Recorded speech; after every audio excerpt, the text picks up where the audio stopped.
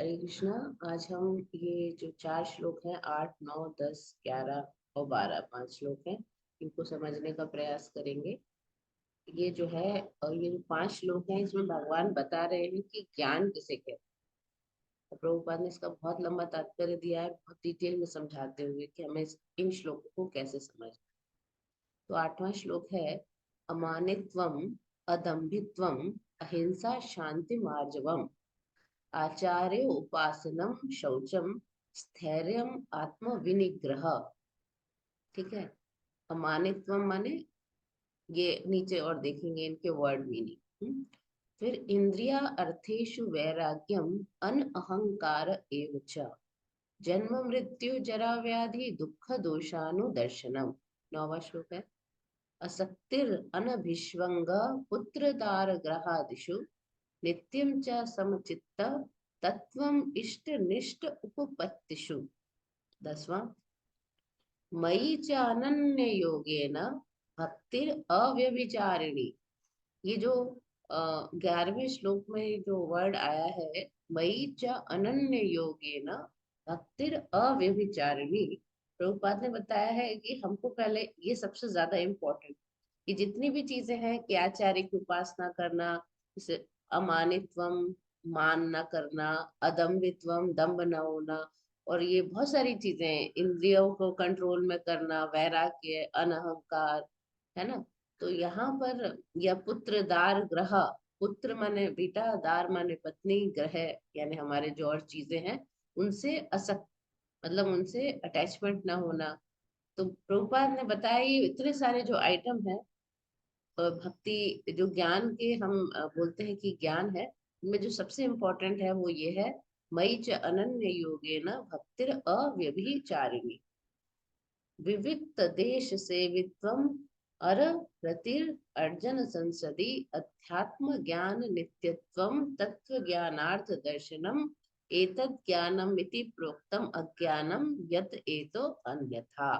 भगवान ने कहा ये जितनी भी मैंने चीजें बताई हैं ये ज्ञान है, और इसके अलावा जो कुछ भी है वो अज्ञान है, ये भी बता दिया। अब इसके वर्ड और मीनिंग देखेंगे हम लोग अच्छे से समझते हुए, क्योंकि ये ज्ञान है। कहते हैं ना ज्ञान, तो क्या ज्ञान है तो उसे हमें समझना चाहिए। पहला है अमानित्वम, यानी कि हमेशा मान की आशा ना करना, यानी विनम्र होना, विनम्रता।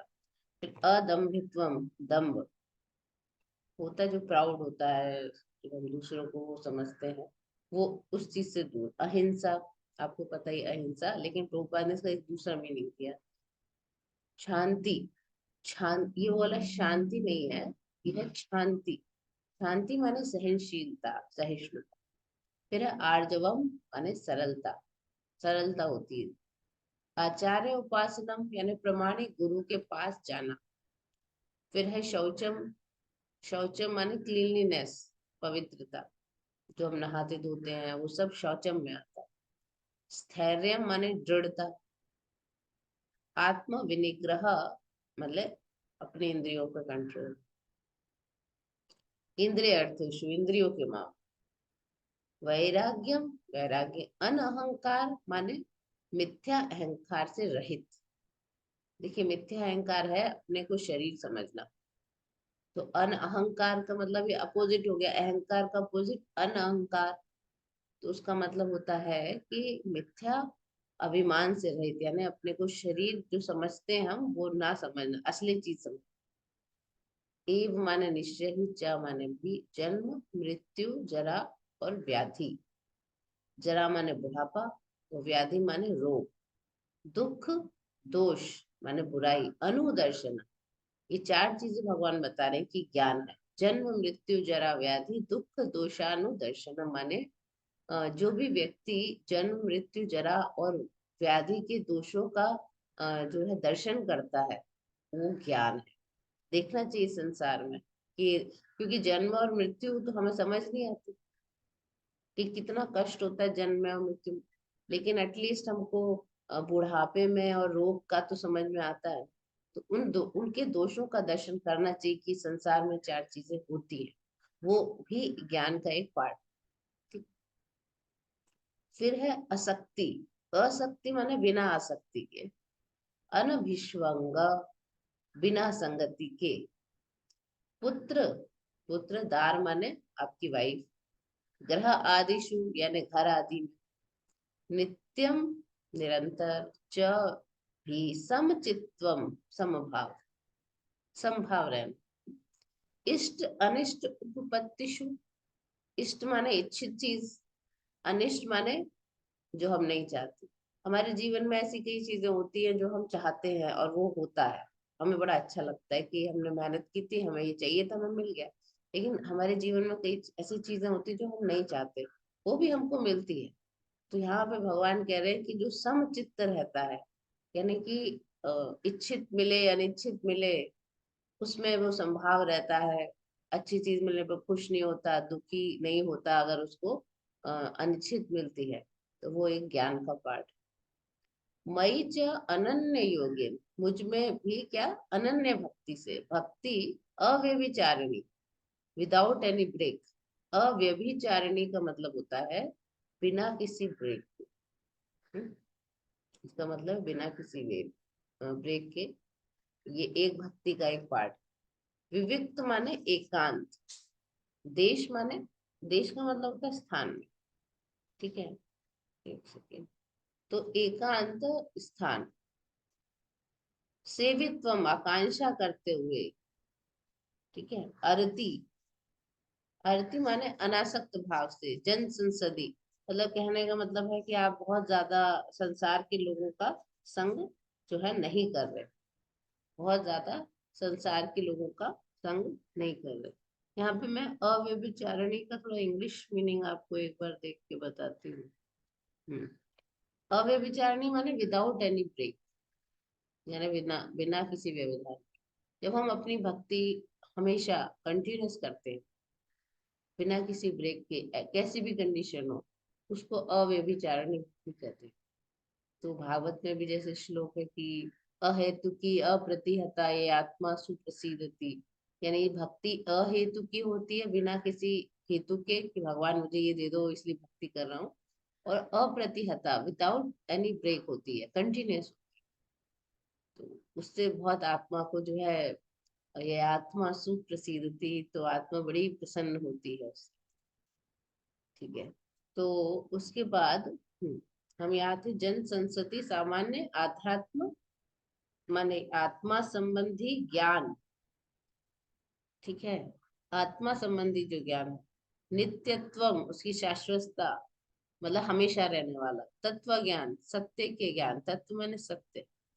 अर्थ दर्शनम, भगवान कह रहे हैं ये जो ऊपर जितनी भी चीजें बताई हैं वही क्या है, अर्थ दर्शनम।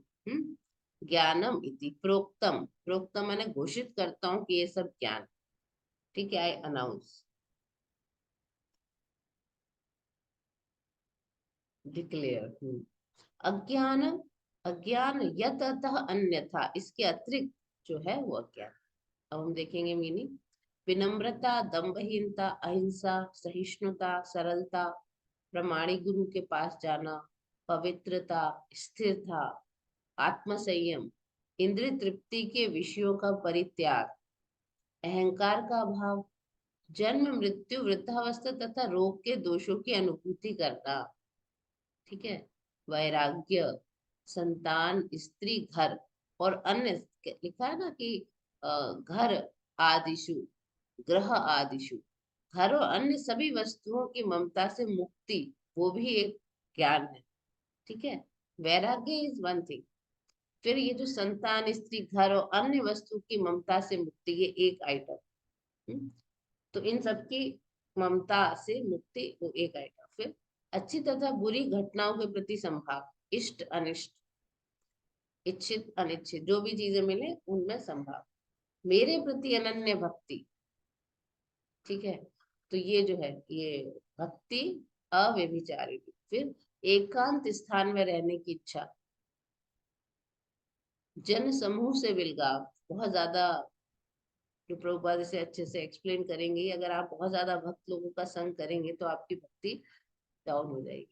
आत्म साक्षात्कार की महत्ता को स्वीकारना और परम सत्य की दार्शनिक खोज। कोई व्यक्ति अगर भगवान के बारे में खोज कर रहा है वो ज्ञान है, और आत्म साक्षात्कार करना चाहिए, वो ज्ञान है। भगवान कह रहे हैं इन सबको मैं ज्ञान घोषित करता हूँ, और इसके अतिरिक्त जो भी है वह सब अज्ञान है।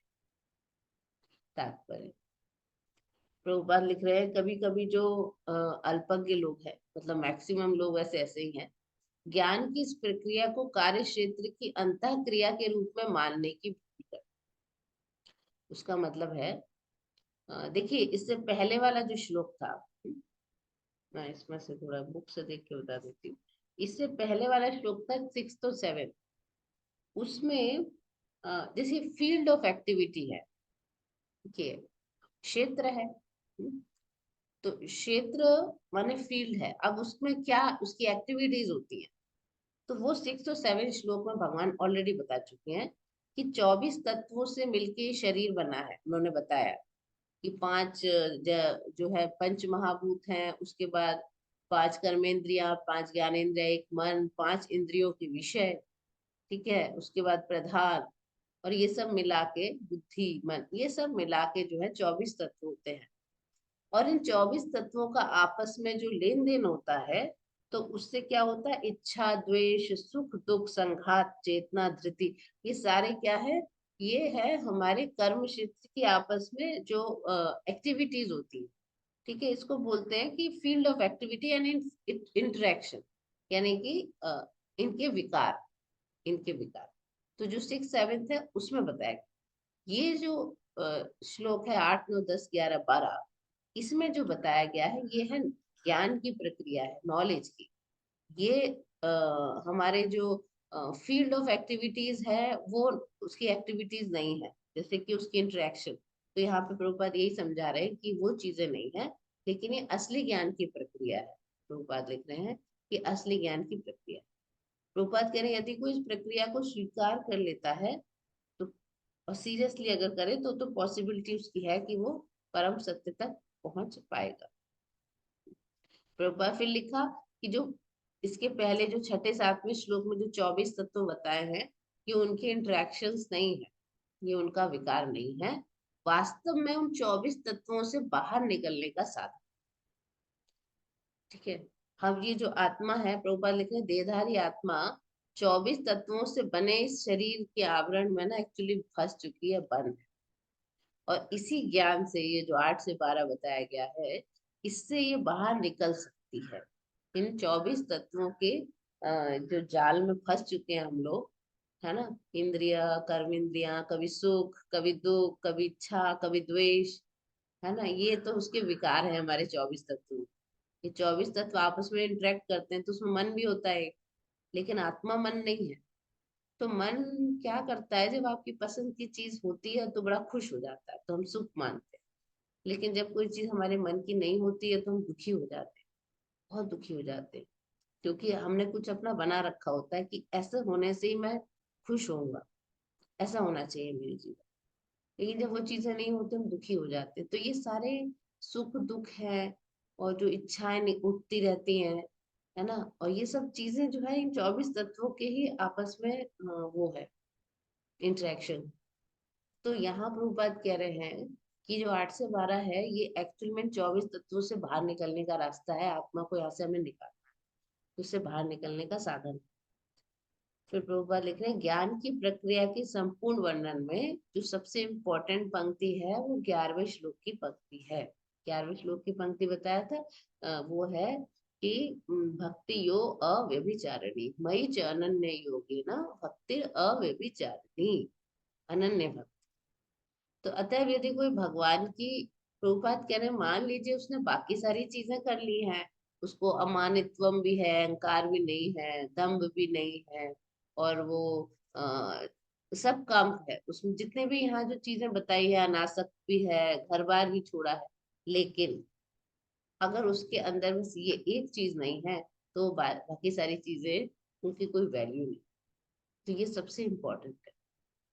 तो प्रभुपाद लिख रहे हैं कि यदि कोई भगवान की दिव्य सेवा को प्राप्त नहीं कर पाया या प्राप्त करने में असमर्थ है, शेष 19 बातें व्यर्थ।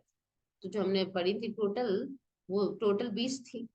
जो 20 जो ज्ञान की बातें भगवान ने बताई 20 थी, उसमें बोले कि अगर ये एक चीज नहीं की तो बाकी की 19 वेस्ट।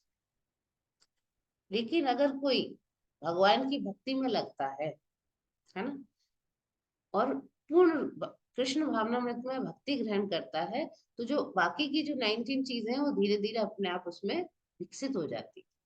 उसके अंदर अमानित्वम की भावना भी आएगी, उसको अहंकार भी जाएगा उसका, और उसको आर्जवम सरलता भी आएगी उसके जीवन में।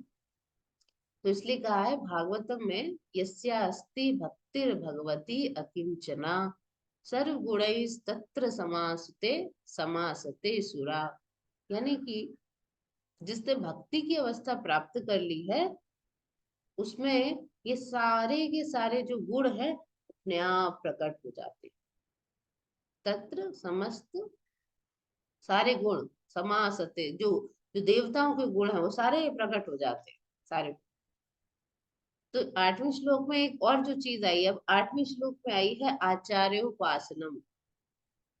वो सेकेंड इंपॉर्टेंट चीज है, गुरु की शरण लेना। गुरु ग्रहण करने का जो सिद्धांत है अनिवार्य है। भगवान ने खुद बोला है आचार्य उपासनम, गुरु। यहाँ तक कि जो भक्ति स्वीकार करते हैं उनके लिए आवश्यक है। ऐसा नहीं सोचना चाहिए अब हम तो भगवान की भक्ति कर रहे हैं, हमें गुरु के पास जाने की आवश्यकता है, हम तो ऐसी डायरेक्ट, हमारा और कृष्ण का तो डायरेक्ट संबंध है। हाँ, इसमें गुरु गुरु की कोई बीच में आवश्यकता नहीं है, हमें बीच में किसी को लाना नहीं। हम तो अपने ठाकुर जी से ऐसी बातें करते नहीं। प्रभुपाद लिख रहे हैं, खुद भगवान ने बोला आचार्य उपासनम, कि आध्यात्मिक जीवन का शुभारंभ तभी होता है जब हम प्रमाणिक गुरु को ग्रहण किया जाता है। और यहाँ पर कृष्ण स्पष्ट कहते हैं ज्ञान की जो है वास्तव में यही वास्तविक मार्ग, इससे परे जो विचार किया जाता है व्यर्थ है। इसलिए कहा गया है शास्त्रों में भी, प्रभुपाद ने और भी कई जगह या एक लेक्चर्स में भी प्रभुपाद ने बोला है कि स एवं गुरु अभिपद्यते, मतलब हमें गुरु के पास इस ज्ञान तत्व को जानने के लिए गुरु के पास जाना चाहिए। क्योंकि जब हम भगवान के भक्त, गुरु होना चाहिए भगवान के, तो जब भगवान के भक्तों को हम उन सेवा से प्रसन्न करते हैं और वो तत्व ज्ञानी होते हैं, तो तब हमारे अंदर जो है सारी चीजें आ जाती। ऐसे नहीं होता कि आपने मेडिकल की किताबें ले ली, आपने खुद ही जो है उनको पढ़ लिया, तो अब तो मैं डॉक्टर बन गया, अब मुझे सब समझ में। ऐसा नहीं होता। बहुत सारी ऐसी चीजें होती है जो किताबों में नहीं एग्जैक्टली होती है, हमें उसे समझना पड़ता है। किसी ट्रेन जो हमारे, जो हमें ट्रेनिंग देते हैं, वो समझाते हैं, तब हमें वो चीजें एक्चुअल में जो किताब में लिखी है वो समझ में आती। तब हम एक वास्तव में, जब हम किसी मेडिकल कॉलेज में एडमिशन लेते हैं, वहाँ टीचर्स पढ़ाते हैं, उसके बाद ही हम एक के डॉक्टर बन सकते हैं। अपने आप किताब पढ़ के डॉक्टर बन जाना, तो ये वैसे ही जैसे हम ये कहें कि नहीं हम तो खुद ही अपनी गीता पढ़ के और वो करके अब हम भगवान के बन गए, अब हम ठाकुर जी के पास चले जाए। क्योंकि भगवान कहते हैं कि मैं तो अपने भक्तों का दास हूँ, भगवान को अपने भक्त बहुत पसंद है। तो जब हम उनके भक्तों के निर्देशन में समझते हैं कि भक्ति एक्चुअल में क्या है, तभी जो है भगवान तब जाके आपसे प्रसन्न होते हैं। तब वो जो ज्ञान है एक्चुअल में वो हृदय में जो है स्फुरित हो जाता है, मतलब रिवील हो जाता है वो, मतलब हृदय में प्रकट होता है वो ज्ञान, जब गुरु की आपकी कृपा हो, जब गुरु आपसे प्रसन्न होते हैं। ठीक है, तो यहाँ पर तब भगवान आपसे प्रसन्न होते हैं। तो धीरे धीरे तब, धीरे धीरे जितने लेवल पे आपका डेडिकेशन है, उतने लेवल पे आपको ज्ञान जो है वो प्रकट होता जाता है। तो ये बहुत इंपॉर्टेंट है, दो चीजें जो ये 20 आइटम बताए। अब प्रभुपाद ने वापस से स्टार्टिंग से सारे एक एक आइटम को लिया है। तो सबसे पहला है विनम्रता या अमानित्व। इसका मतलब क्या है, प्रभुपाद लिख रहे हैं कि मनुष्य को अन्यों द्वारा सम्मान पाने के लिए इच्छुक नहीं रहना। ये हमारे सबसे बड़ी प्रॉब्लम है। हम चाहते हैं कि हर आदमी हमको बहुत सम्मान दे, अगर कोई नहीं देता तो वो हमारा दुश्मन बन जाता है। हरे Krishna.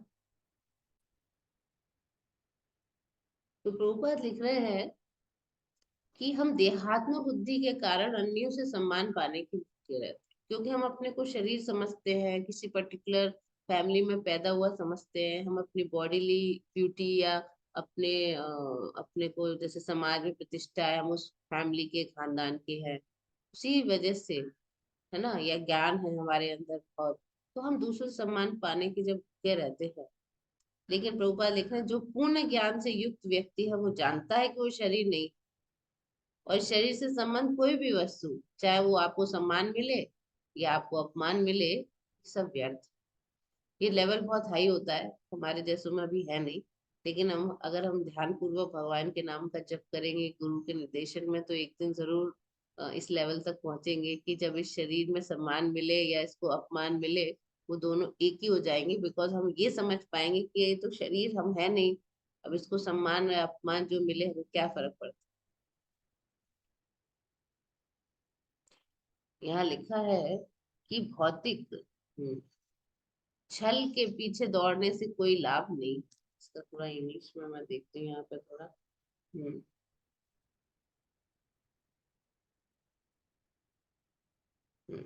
One should not be hankering after this material deception. ये जो है, ये छल है एक्चुअली, मटेरियल डिसेप्शन, धोखा। हम अपने को शरीर समझते हैं और उसके बाद हम इस मान सम्मान के पीछे दौड़ते हैं। प्रभुपाद लिख रहे हैं कि पीछे हैंकर नहीं करना चाहिए, यानी पागल नहीं हो जाना चाहिए कि हमको ये चाहिए चाहिए चाहिए। तो इसलिए यहाँ पे लिखा है कि मटेरियल छल, भौतिक छल के पीछे दौड़ने से कोई लाभ नहीं है। लोग अपने धर्म में प्रसिद्धि चाहते हैं,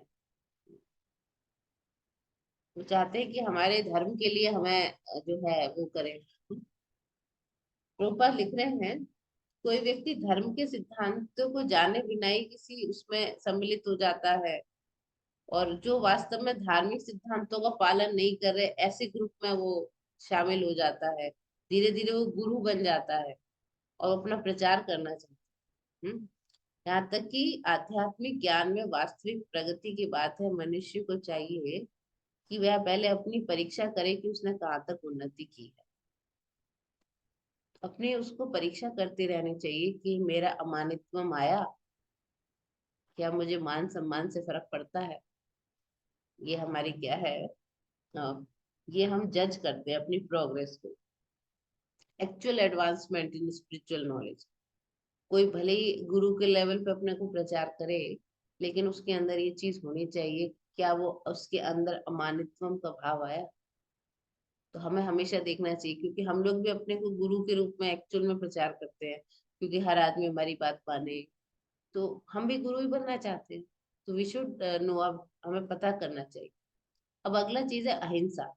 तो अहिंसा का जो नॉर्मल मीनिंग होता है कि हम किसी जानवर को या किसी को मारे ना, लेकिन अब प्रभुपाद ने अहिंसा का एक्चुअल मीनिंग बता रहे हैं। अहिंसा का एक्चुअल मीनिंग है सामने वाले को कष्ट में ना डाल, सामने वाले को कष्ट में या डिस्ट्रेस में ना डाल। तो प्रभुपाद लिख रहे हैं क्योंकि हम लोग जो है देहात्म बुद्धि के कारण अज्ञान द्वारा ग्रस्त रहते हैं। हमारे अंदर जो है अज्ञान रहता है, क्योंकि हम अपने को शरीर समझते हैं। इसकी वजह से हमारे जीवन में इतने भौतिक कष्ट आते हैं। शरीर समझते हैं, फिर इसने मुझे ये बोल दिया, उस बात का हम दुख मनाते हैं, और भी बहुत सारी चीजों को सोच सोच के हम दुखी रहते हैं। लेकिन अगर कोई हमें आध्यात्मिक ज्ञान से ये समझाए कि तुम शरीर नहीं तुम आत्मा हो, ठीक है, तो अगर कोई हमें, जब तक लोगों को हम ये नहीं बताएंगे, जब तक पहले हम खुद नहीं समझेंगे दूसरों को नहीं समझाएंगे, तब तक इसका मतलब हिंसा कर रहे हैं। हिंसा का मतलब है कि वो विपत्ति में पड़ा है, उसको उससे निकालना ही हमारा फर्ज है। कि कोई व्यक्ति है या हम खुद है, हम अपने ऊपर तभी हिंसा नहीं करेंगे जब हम ये समझा पाएंगे कि भैया हम ये शरीर नहीं है, इससे रिलेटेड कोई भी दुख हमारा दुख है नहीं, आत्मा का कोई दुख नहीं है। आत्मा अपने को शरीर समझ के अपने को दुखी बना ली, आत्मा तो आनंद में है, आनंदमय अभ्यासात। तो हम दुखी नहीं है, लेकिन जब हम लोगों को एक्चुअल बताएंगे तो विपत्ति से निकलेंगे ना, तभी कष्ट से निकलेंगे। तो यहाँ पे इसलिए प्रभुपाद लिख रहे हैं कि भव बंधन से छूट सके अगर लोग, हमें बहुत ज्यादा इस ज्ञान का प्रचार करना चाहिए। और जब लोग सब प्रबुद्ध हों, बुद्धिमान बने और भव बंधन से छूटे, यही अहिंसा है। ये हम अहिंसा के व्रत का पालन करें, और इसमें ये तो शामिल हो ही जाता है कि हम किसी दूसरे जीव की हिंसा नहीं करते, उसे मारते नहीं, उसे कष्ट में नहीं डालते। अगर हम दूसरों को कष्ट में डालते हैं, इसका मतलब हिंसा कर। अगर हम दूसरों से कड़वा भी बोलते हैं और उसको हमारे बोलने से कष्ट होता है ना, तो वो भी हिंसा ही है, वो भी हिंसा। ठीक है, अब अगला है शांति, शांति का मतलब होता है सहिष्णुता, यानी कि दूसरों के द्वारा किए गए अपमान और तिरस्कार को सह सके आदमी, उसके अंदर इतनी सहनशीलता हो। गोपाल लिख रहे हैं कि जो वैसे भी आध्यात्मिक ज्ञान में लगा होता है उसे दूसरों के कई बार अपमान तिरस्कार सहने पड़ते। और इवन प्रहलाद जो बेचारे 5 वर्ष के बालक थे, वो क्या कर रहे थे?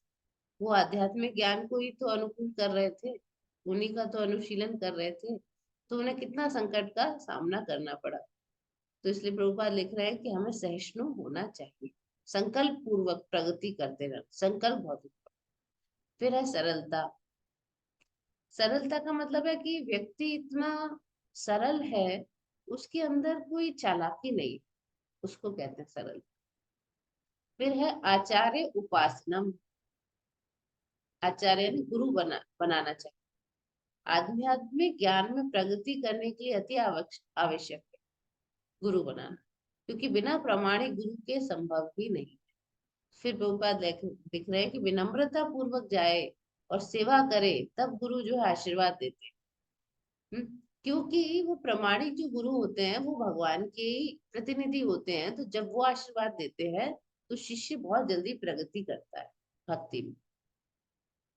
भले विधि विधान का अगर पालन नहीं भी कर रहा है सपोज, लेकिन भगवान की सेवा कर रहा है, गुरु महाराज की सेवा कर रहा है, तो गुरु के आशीर्वाद से विधि विधान का पालन करने लगेगा, वो अपनी भक्ति में बहुत जल्दी उसका मन लगेगा, उसको सब समझ में आएगा, तो उनकी कृपा से।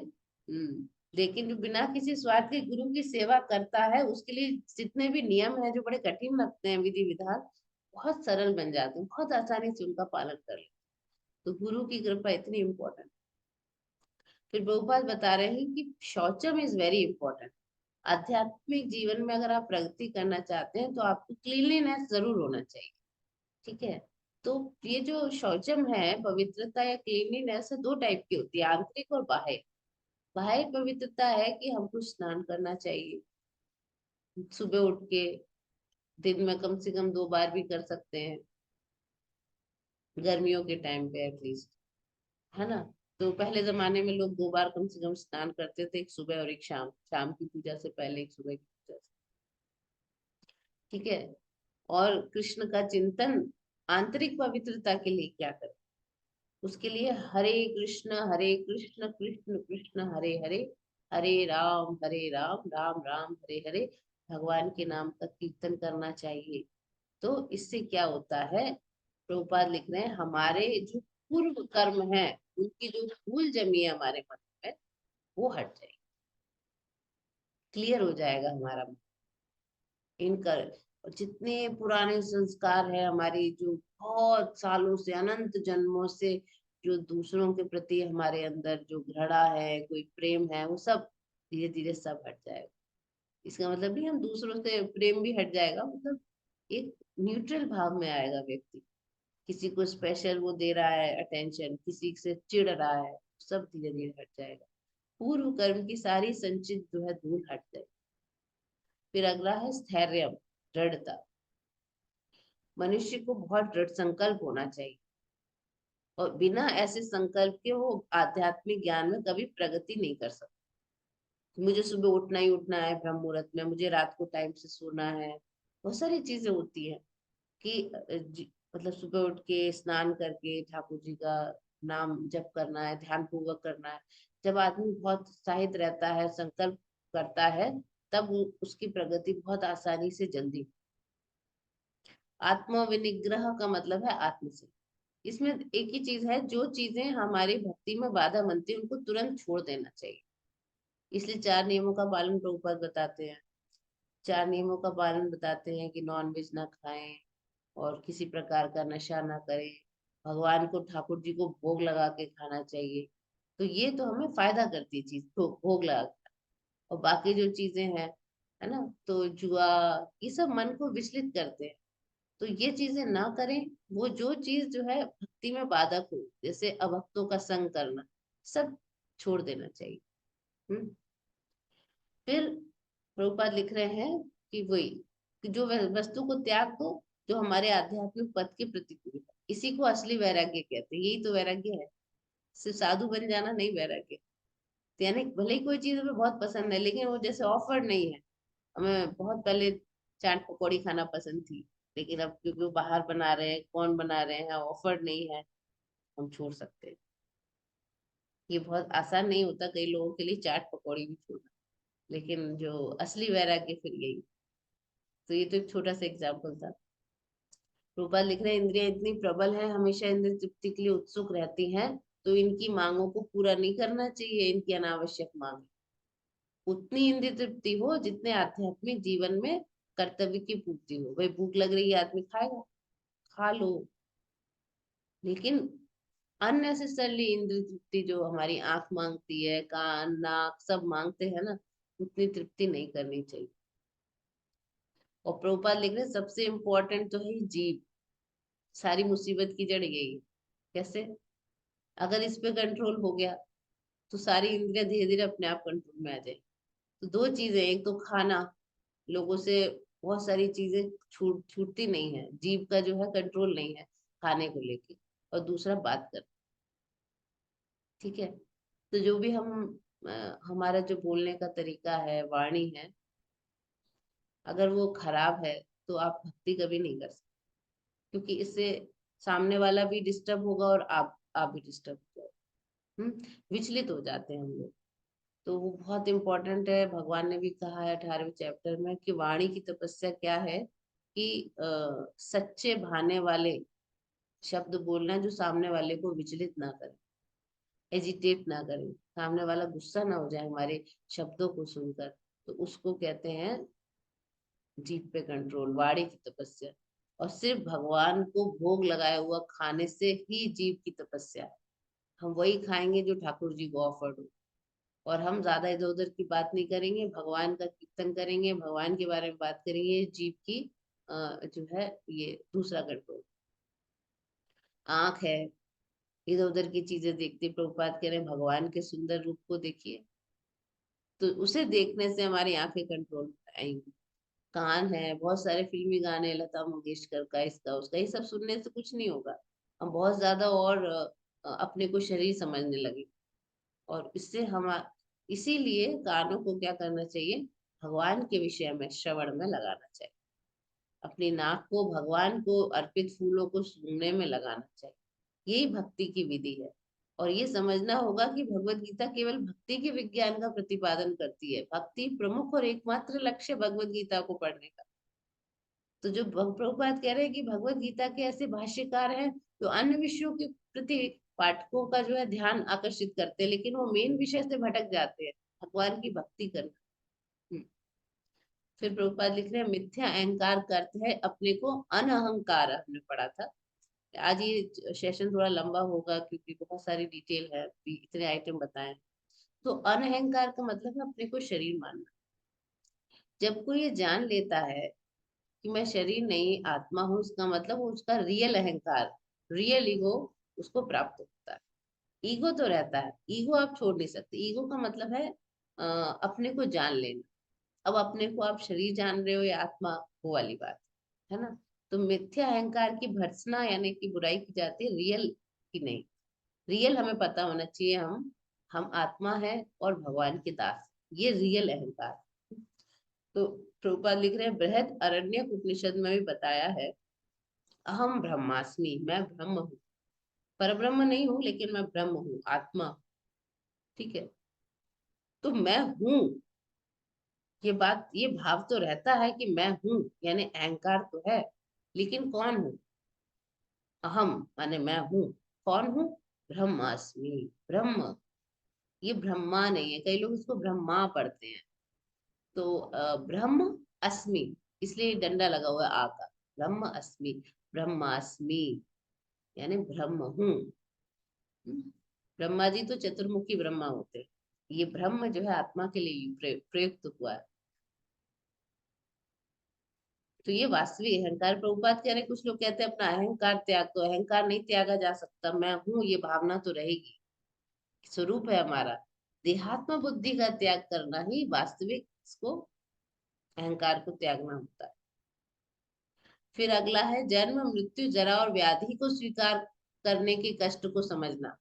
इन 4 चीजों में कष्ट होता है, ये देखना चाहिए आदमी को जीवन में।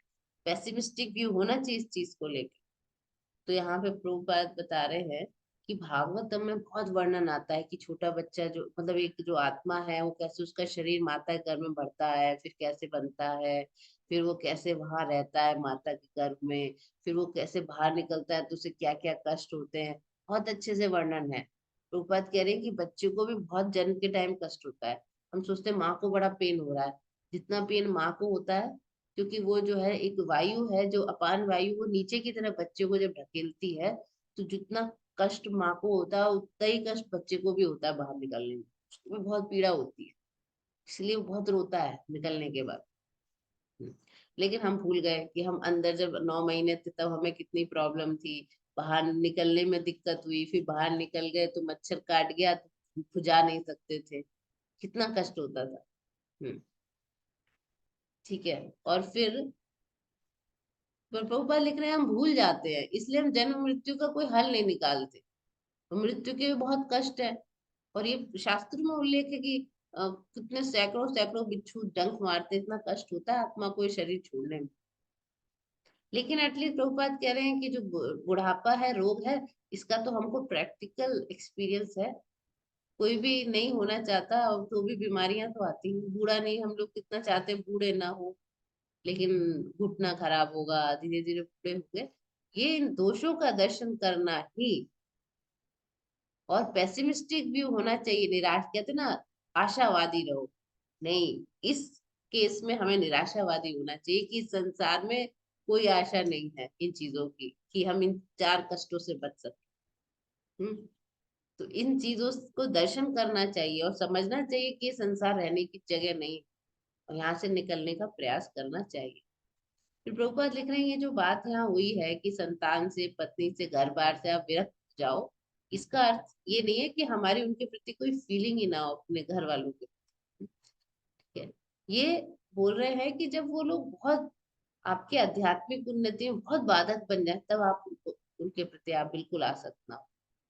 हम्म। तो यही है कि घर में जो है सब लोग मिलके क्या करने, हरे कृष्ण कृष्ण कृष्ण हरे हरे, हरे राम राम राम हरे हरे। सबको हमें एनकरेज करना चाहिए अपने घर में, हम सब मिलके बैठ के कीर्तन करें, भगवान का प्रसाद ग्रहण करें, गीता पे भागवत पे डिस्कशन करें, भगवान के विग्रहों की पूजा करें। ये 4 चीजें करनी चाहिए। कीर्तन करना चाहिए, गीता और भागवत पे पढ़ना चाहिए, डिस्कशन करना चाहिए, भगवान के विग्रहों की पूजा करनी चाहिए। हम्म। और भगवान को ऑफर प्रसाद ग्रहण करना चाहिए। 4 चीजों से मनुष्य सुखी हो जाता है। और हमें प्रयास करना चाहिए अपने घर के सदस्यों को जो है इस प्रकार से उनको शिक्षा देनी चाहिए। तो प्रभुपाद कह रहे हैं अगर आपका फैमिली लाइफ ऐसी है तो फिर आपको विरक्त जीवन बिताने की कोई आवश्यकता नहीं। लेकिन अगर कोई बहुत आपको दिक्कत हो रही है, ये देखिए लेडीज के लिए नहीं है कि आप छोड़ छाड़ के घर को, फैमिली को आप क्या ले संन्यास ले ले कि पति हमारा करने नहीं देता, ऐसा नहीं है। धीरे धीरे प्रयास करना चाहिए, और उससे वो सब आपको वैसे भक्ति करने से जनरली कोई रोकेगा नहीं, अगर आप उनके कामों को करके दे देंगे। ठीक है। प्रभुपाद कह रहे हैं कि सब कुछ जो है, जैसे अर्जुन का एग्जाम प्रभुपाद ने यहाँ पे दिया है। फिर आगे है, सुख दुख भौतिक जीवन को दूषित करने वाले, इसलिए प्रभुपाद कह रहे हैं उसे सहन कर लो, सहन कर लो। आपको प्रभुपाद कह रहे हैं कोई रोक तो सकता नहीं जीवन में सुख दुख आने से, तो दोनों को सहन करना आना चाहिए, सुख में भी कूदे नहीं, दुख में बहुत दुखी नहीं हो। फिर भौतिकतावादी जीवन शैली से अपने को अलग कर लेना चाहिए, दोनों ही दशाओं में संभाव रहना चाहिए। इच्छित अनिच्छित वस्तु, प्रभुपाद लिख रहे हैं अच्छी मिल गई तो खुश हो जाते हैं, तो अनिश्चित घटना घट गई तो दुखी हो जाते हैं। तो इसलिए अगर कोई आध्यात्मिक के वास्तविक लेवल पे है तो ये बातें उसको विचलित नहीं करती, उसको कोई फर्क नहीं पड़ता इन बातों से। तो इस स्थिति तक पहुंचने के लिए प्रभुपाद लिख रहे हैं अटूट भक्ति का अभ्यास करना पड़ेगा, विदाउट एनी ब्रेक। तो कैसे, वो 9 भक्ति की 9 विधियां हैं, श्रवणम कीर्तनम विष्णु स्मरणम, है ना, पूजा करना, कीर्तन करना, भगवान का जो है भजन करना, ये 9 विधियां हैं। प्रभुपाद लिख रहे हैं फिर एकांत में रहने का क्या अर्थ होता है। जैसे भौतिकतावादी लोगों से नहीं मिलना, हम्म, क्योंकि उसको फिर उससे मजा नहीं आता, उससे उसकी हानि हो जाती है, ज्यादा वो भौतिकतावादी लोगों से मिले। तो एकांतवास में कहाँ तक सक्षम है। तो प्रभुपाद तीन चार चीजें लिख रहे हैं कि जो व्यर्थ के खेलकूद है, इसका मतलब बच्चों के लिए नहीं है, बच्चे तो खेले जाते ही, लेकिन जो व्यर्थ के खेलकूद हैं या सिनेमा, टीवी सीरियल, या बिना ये जो बहुत ज्यादा सामाजिक उत्सव में आप बहुत ज्यादा जा जाके पार्टिसिपेट करते हैं, जहाँ जरूरी है वहां तक ठीक है, तो इससे आप टाइम वेस्ट करेंगे और आप अपने को अ, भगवान के भजन से हटा हटा करने संसार में ही लग। तो वही प्रभुपाद लिख रहे हैं कि कई लोग मतलब अजीब अजीब से सब्जेक्टों के ऊपर जो अध्ययन करते हैं, ये सब वेस्ट है। प्रभुपाद कह रहे हैं भगवत गीता के अनुसार ये सब के सब अज्ञान है। प्रभुपाद ने, ये भगवान ने बोला है ना, जो ये जो मैं बोल रहा हूँ ये ज्ञान है, बाकी सब अज्ञान है। तो आप जो और भी फालतू की बातों पे आप बहुत बड़े बड़े पीएचडी कर रहे हैं, वो सब अज्ञान है। कई लोग बहुत ही वेस्ट बातों पे, उससे तो संसार का भी भला नहीं होता। उन सब्जेक्ट मैटर पे जो पीएचडी करते हैं, कुछ सब्जेक्ट मैटर तो ऐसे हैं कि उनसे संसार का भी भला नहीं होता। भले वो भगवान की भक्ति तो ना हो, लेकिन संसार का तो कुछ भला हो वो भी नहीं होता। तो इसलिए प्रभुपाद लिख रहे हैं कि आत्मा के प्रकृति के विषय में शोध करना चाहिए, उस पर पीएचडी करनी चाहिए। ठीक है, तो अपने आत्मा को समझें। तो यहाँ पे प्रभुपाद साफ साफ कह रहे हैं कि भक्ति आत्म साक्षात्कार का संबंध है कि भक्ति योग ही व्यवहारिक है। आत्मा और परमात्मा अलग है, कभी एक नहीं हो सकते। तो परमात्मा की प्रति आत्मा की नित्य सेवा है, नित्य सेवा है। इस बात को समझना चाहिए, आत्मा परमात्मा का नित्य सेवक है। फिर भगवत गीता में बताया गया है, वदंती तत्व तत्व विदस्त तत्वम यद ज्ञानम अद्वयम। यानी कि आत्मा जो है मतलब भगवान जो है परम सत्य, तीन रूपों में समझे जाते हैं, ब्रह्म परमात्मा और भगवान। तीन प्रकार से हम समझ सकते हैं, लेकिन जब हम भगवान के रूप में समझते हैं, वो सबसे हाईएस्ट है, उसके अंदर ये दोनों चीजें आ जाती हैं। इसलिए हमें क्या करना चाहिए, भक्ति में लग जाना चाहिए, ज्ञान की पूर्णता है। अब प्रभुपाद लिख रहे हैं कि जो स्टार्टिंग हुई थी अमानित्वम, यहाँ से लेके भगवत साक्षात्कार लास्ट जो आइटम है, ये एक सीढ़ी की तरह एक्चुअली। और कई लोग हैं, एक सीढ़ी पे हैं, कोई दूसरी कोई तीसरी। ठीक है, तो प्रभुपाद लिख रहे हैं कि हमें जब तक मनुष्य ऊपरी मंजिल तक नहीं पहुंच जाता, जो कि क्या है, कृष्ण का ज्ञान, तब तक वो ज्ञान की निम्नतर अवस्था में ही रहता है। इसलिए हमें कृष्ण को ज्ञान तक पहुंचना चाहिए। क्योंकि यहाँ पे जो है अ, दिया हुआ है ना, अध्यात्म ज्ञान नित्यम तत्व तत्व ज्ञानार्थम दर्शनम, तत्व ज्ञान का दर्शन। ठीक है, तो प्रभुपाद लिख रहे हैं अपने को ईश्वर समझना सर्वाधिक उसकी बात है, कि मैं कौन हूँ, ईश्वर हूँ। अपने को जो है ईश्वर समझना, बोले अज्ञान के कारण प्रभुपाद बार बार इस बात को समझाना चाहते हैं कि तुम अपने को ईश्वर कभी मत समझना, तुम ईश्वर नहीं हो। अज्ञान के कारण ही व्यक्ति सोचता है कि मैं ईश्वर बन सकता हूँ। लेकिन यहाँ तो भगवान ज्ञान का जो आरंभ विनम्रता है ना, अपने को विनम्र होना, अपने को ईश्वर समझना कहाँ की विनम्रता। तो प्रभुपाद लिख रहे हैं क्योंकि हमने भगवान के साथ विद्रोह किया है, इसलिए हम इस भौतिक प्रकृति के अधीन हो गए हैं। मनुष्य पे सच्चाई को जानना चाहिए और विश्वस्त होना चाहिए। तो ये आज का हमारा जो 5 श्लोकों का एक्सप्लेनेशन था, वो खत्म हुआ। हरे कृष्णा।